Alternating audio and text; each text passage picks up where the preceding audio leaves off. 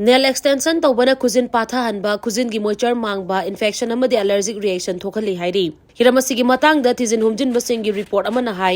nail extension tawba matamda mawong chumna natraga kuzin adu checksina senadrabadi kuzin gi mapangal hantarai extension adu ka hen hapchin ba natraga mayak yamna kanba adhesive sizinabana kuzin mapangal sontha handuna yamna line kuzin adu tekhali Nail extension asi kuzin gi unsadagi yamna sangdokpana maram oiraga nail extend tawriba mafam adu chosinduna legali hiram aduna mafam asida bacteria natraga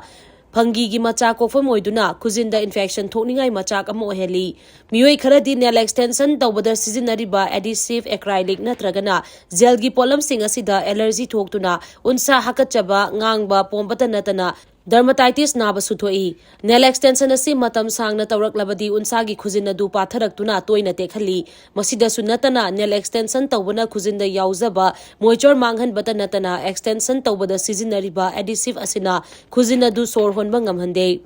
Maramaduna nail extension tawbada tengnariba kudong thiba sidagi ngak thoknaba ningthina train tawraba nail technician tanaduna nail extension tawbana kuzin gi mapangal sokhan badagi kharada oirabasu kanba ngamgani haina report asina makhatari